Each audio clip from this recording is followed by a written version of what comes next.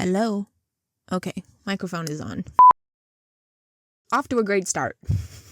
I find fear to be a fascinating topic worthy of discussion, and I wish that people talked about it more often. You see, back when I was younger, I would see somebody doing something that I really wanted to do, and I would wish that I could be somebody like them. Well, eventually I came to the realization that we're all somebody to literally everyone else except for ourselves. And this realization, it changed my life. It kind of felt like I had found like another missing piece to the puzzle that is my life. But there was still this massive challenge to figure out and overcome, which is facing my fears. Welcome to episode 2 of the Anna Uncut Podcast. Today's rambles from the road is going to be all about, you guessed it, fear. Yay. Most, if not all of you watching/listening right now probably know me from my main YouTube channel, Anna Uncharted, where I've been sharing some of my experiences living life out on the open road from this big bright red land yacht known as my van. And if it's not obvious already, I'm Anna. Hi, hello, howdy. Today's topic of discussion was inspired by the place that I'm currently camped. So I am coming to you from the Pacific Northwest. I have been camped, boondocking for free, deep in the forest, off of a Forest Service road, and I don't even know what day it is. I think I've been here for 3 or 4 days now, and I have not seen another human in days. I do have some cell service. It's limited. I can text, I can call, so no need to worry. And also, if you're watching this, it means that I went back into civilization and uploaded this video. So last night I was looking out the back windows of my van, and I noticed how creepy and spooky it sort of looked as this looming forest was just right there. And while I was having my campfire, I was just kind of reflecting on how much has changed within me, I guess, in relation to fear. Because Anna, before van life, would have run for the hills away from a place like this because it's kind of spooky. And also I'm alone. But now that I've been doing this for a while, my perception of what causes me to feel fearful, does that make sense, has changed a lot. And I feel like we should dive into it a little bit. I do want to, before we get any further, maybe put out like a little bit of a disclaimer so we can at least start on the same page. We might not end on the same page, no guarantees there, but maybe we can start off on the same footing together, eh? I'm going to tell you quite plain and simple exactly what it is I'm doing here right now with you and with this podcast. I really miss the old days of YouTube. I remember watching YouTube as a kid, and mostly what I watched was just another person talking into the camera with, their low-res crappy camcorder or just their webcam and sharing their stories and their life experiences, their perspective, their thoughts, whatever. And I feel like, I'm not going to say that's a dying art on YouTube, but YouTube has just evolved and changed a lot. Surprise, surprise. Anyway, I'm trying to bring it back a little bit. And so my hope and goal with this podcast is just to share thoughts and stories and rambles from the road. And again, the disclaimer is that I'm not trying to tell you what to think or how to think. I'm just giving some food for thought, and you can take it or leave it. And also, just another little reminder that I have no idea what I'm talking about. I'm just trying to figure things out on the fly. And so how I feel about something today or what I say today doesn't necessarily mean that's what I'm going to believe for the rest of my life. It probably will change by next week because that's just the way life goes. It is a never-ending, lifelong learning process. All right, hopefully you were picking up what I was putting down and we can get on to the good stuff. I'm not trying to insult anyone's intelligence, nor mine, but I think maybe a good place to start with something as big and wide of a topic as fear is to just start with what it is.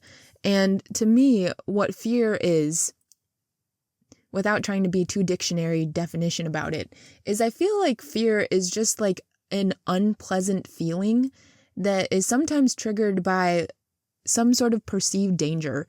And it can either be very real life, or it can just be something that's imaginary in your head.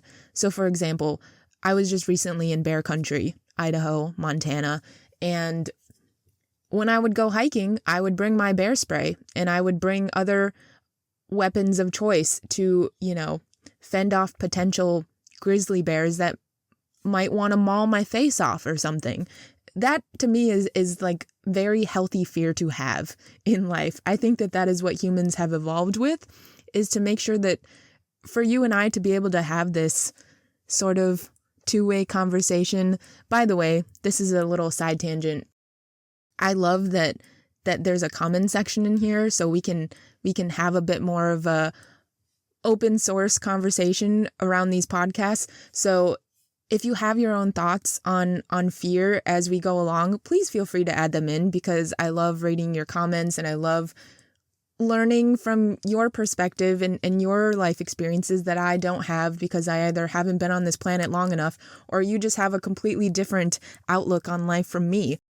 Anywho, real danger is where fear comes into play, and it's really important, I think, to listen to that. The intuitive voice, inner voice inside your head, the gut feeling that you're supposed to trust, or the hairs that stick up on the neck part of your head. Oh my God, you understand what I'm saying, right? I think that that's good fear.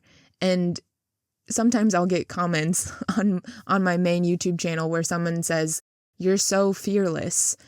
And I'm not. I promise you I'm not. I have a lot of fears. And I think that's okay. Can she do this without stuttering, folks? I don't know about that.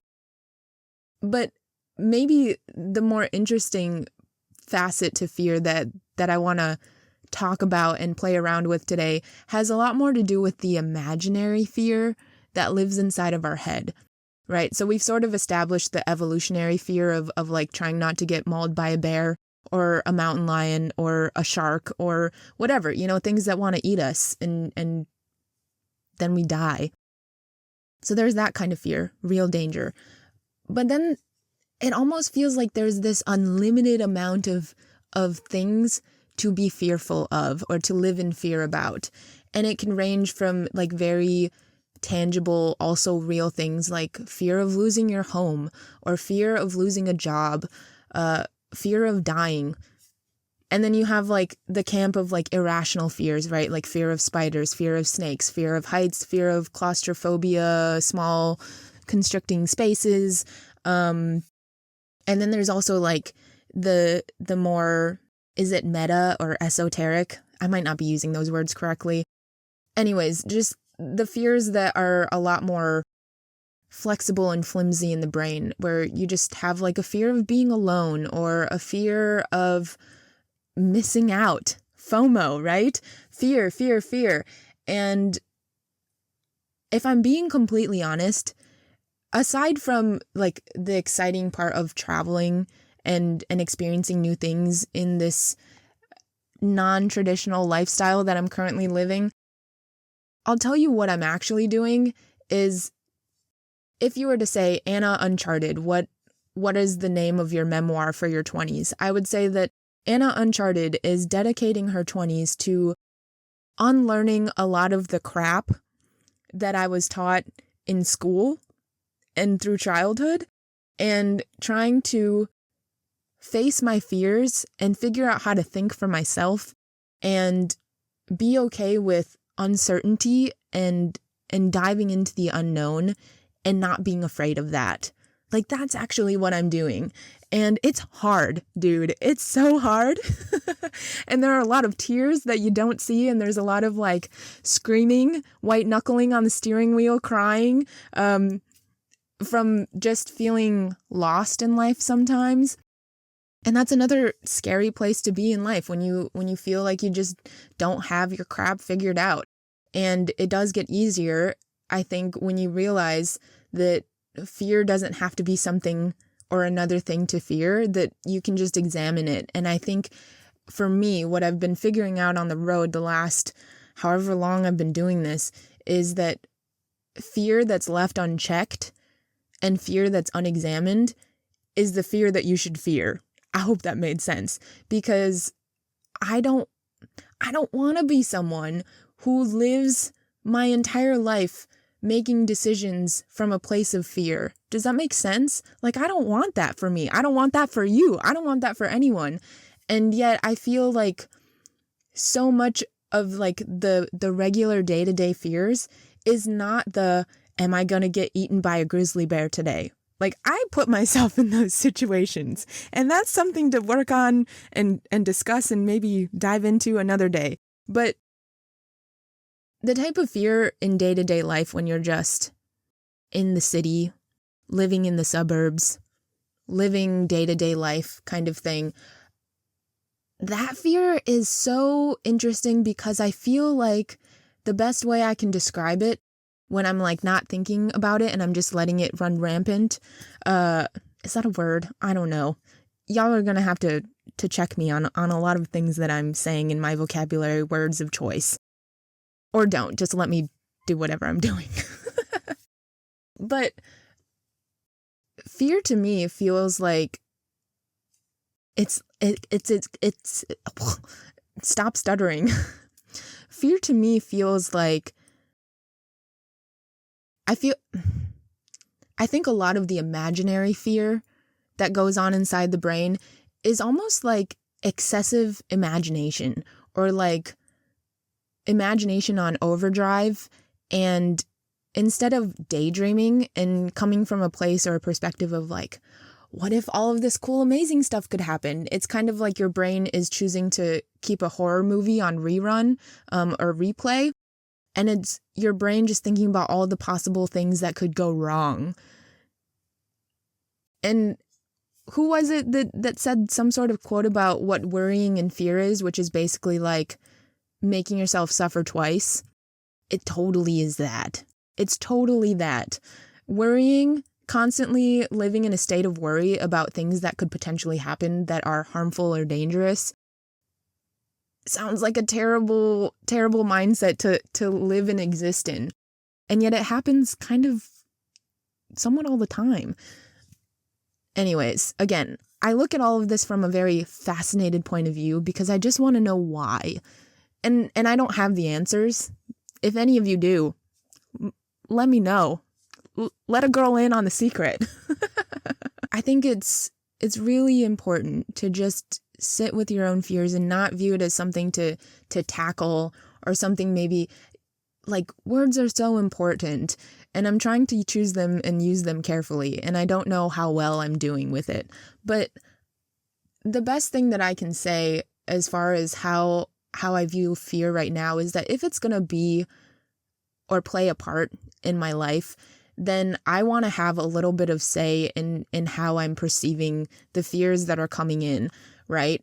And so I think that currently I'm operating out of a place where my biggest fears in life are getting to the end of my life and having a whole bunch of regret for the things that I didn't do or things that I didn't try. And I also have a lot of fear around like not living up to my full potential. And that's just like a really personal thing. So that's fear in my life. That's not me being fearless. That's me saying, yo, I have these fears and they're still kind of driving me. So am I living from a place of fear if I'm making choices because I fear having a life filled with regret? I don't know. Or I guess I could maybe look at it where I don't want the fear of uncertainty and the fear of the unknown to be so big and looming over my life that it causes me to play it safe. I don't know if fear is necessarily something that needs to be recovered from. I think it's just something that's worth taking some time to sit with and think about. And I don't know who you are. I don't know how you process things. I think it's important to know yourself really well. And if you're an internal processor type person or an external processor type person, then I think that you handle how you view fear very differently. So for example, I'm a little bit of both, where I am very much an internal processor. So I will sit and think about shit for a long time and then I'll journal about it. But then I also need people in my life that I can externally process to and just have conversations about, which is why I think it's so important that if you are an external processor and you need to say things out loud clearly, like with this podcast, in order to understand things about life, it's really important to have people in your life that you can do that with. And it's why I value deeply having deep human connection and friendships in life. So again, it's more like quality over quantity for me anyways, because the going from internal processing fear and just life in general to needing or wanting to talk about it out loud with someone feels really important to me. And I don't know what it is for you. I think some people are just really good at not having to internally process and then whatever. I don't know. You tell me. But I think it's really interesting that there's even such a thing as like having a fear of not being the smartest person in the room, right? Like that's like some people live with that type of fear. And I don't have any idea what that is like, because if anything, I try to be the dumbest person in the room so I can learn as much as possible from people who are way smarter than me and way more experienced.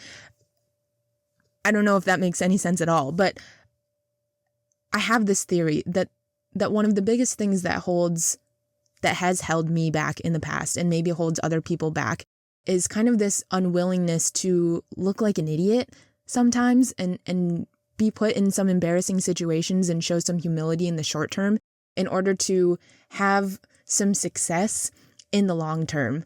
Does that make sense? Where it's like, if you don't take the time to say, yo, this is like something that scares me, or this is something that I have a lot of fear about, having the ability to just get that out either on paper or out loud to a friend or through a podcast. I don't know. It's so powerful, right? Because then you almost expel it, or you just let it go in a way. That's my thoughts on that.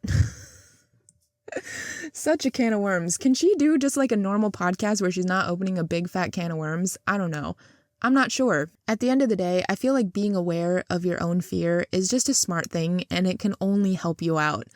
I'll be completely open and transparent in the sense that like fear that comes up for me that I'm still very much working through is just fear of failure, and also ironically like fear of success, which sounds funny because they're total complete opposites. But my fear of failure has been something that has followed me through childhood. And I don't know if you can relate, but I feel like, and I might be wrong and maybe it's changed by now because I haven't been in school for a little bit, but I remember even in grade school having this intense fear of messing up and making mistakes, because I think very quickly I identified with being praised and getting gold stars and smiley face stickers on all of my quizzes and tests that I would get 100% straight A sort of report cards on. And then it made me feel like, oh, when I mess up, when I make a mistake, when I fail a quiz, a test, when I get something that's not an A on a report card, that's bad, and I should fear that, because fear is a bad thing, failure is a bad thing, and I just connected those two things in my brain, and it's taken me a really long time, it's still taking me a really long time to knock that off. Like, just tell my brain, no, that's not how this is, because I know logically, and we all know from the motivational speakers and the self-help books and all of the inspiring stories that people share of success, and they only got there because of the failures and the mistakes that they made. Like, that's what makes a juicy story, right? And so failure is not something to fear. It's not embarrassing, and it's not like a roadblock or some sort of obstacle to avoid. It is the road. Failure is kind of, what's that quote by Winston Churchill? Success is the ability to go from failure to failure without losing enthusiasm. I'm getting off on a tangent here. I know we're supposed to be talking about fear, and now all of a sudden we're talking about failure, but I feel like they often go hand in hand. Maybe not, maybe just me. But anyway, fear of failure is something that has been deeply seated in my brain, and I am trying so hard to put myself out there and be open and willing to fail publicly, either with this podcast or with my YouTube channel. I just want to be able to try new things and be okay with failing at them sometimes, especially in front of other people, and then be able to see for myself that it's gonna be okay. It's not that big of a deal. The world is gonna keep spinning, and people have their own worries and fears to conquer or face or figure out or overcome, whichever wording you want to use. I think it's important to use very specific, intentional words around fear, but I'm just throwing out examples. Fear of success, on the other hand, is something that has become kind of a new thing for me. I have a little bit of a fear around success too, because I'm realizing that in order to chase after like the thing that I really, really want, it also requires a huge letting go of a lot of other things that feel scary. And so sometimes I worry or think that I either subconsciously, accidentally sort of put limits on myself because I'm afraid that going after success means saying no or letting go of all these other things that I currently hold on to. That sounded kind of vague. Let me backtrack on that. I need to think about that a little bit more. Anyways, it's there. There's something there, and there's something to it. So this is me just saying that it's okay to have the imaginary fear, but don't let it be a horror movie that runs constantly in the brain. It shouldn't live in the brain rent-free. You should tax that crap. And I don't know. What are your thoughts? Crickets. This is probably the one downside to podcasting and to this style. I had someone comment on my first podcast episode, and they basically said, I normally like to watch like podcasts where there's more than one person to have like an engaging, interactive conversation. And I would agree with that, sir, madam, person, whoever you are who left that comment. I totally agree. But here I am alone in the forest talking about fear by myself. So anyway, if you want to jump in on the conversation, I would love to hear your thoughts on this, if you agree or disagree, or if you view fear in a completely different way than I do. Again, I'm still very much figuring it out, and I just wanted to open this can of worms, open the conversation, and try and keep learning about it, because it's real. Fear is real, both the grizzly bear kind and also the imaginary kind, and I just want to get a better grasp on it, because I think that when you can understand fear on a much deeper level, it's almost like a unlock, like you level up. Now I sound like we're talking about a video game. We should stop. Okay. I am going to cut myself off at this point. Thank you so much for tuning in to episode 2. Again, I really appreciate you being here with me and listening to these rambles on the road. I hope that they were helpful in some sort of way or fashion. I do have these podcast episodes going up on Spotify now, so I am using the podcast host Anchor. Yes, I was like, is that the right one? I researched so many. My podcast is now on Anchor and Spotify, because Spotify owns Anchor. So you can listen to this podcast if you so like and choose there. Otherwise, it'll always be here on YouTube as well. So thank you so much for listening, and I will catch you in the next one. I don't know how I want to sit. How we looking? How we doing? Let me just make sure I don't have any flyaways, because I've definitely recorded myself where my hair is just sticking straight up out of my head. And it's such a cute look. Focus. How you doing? How you doing?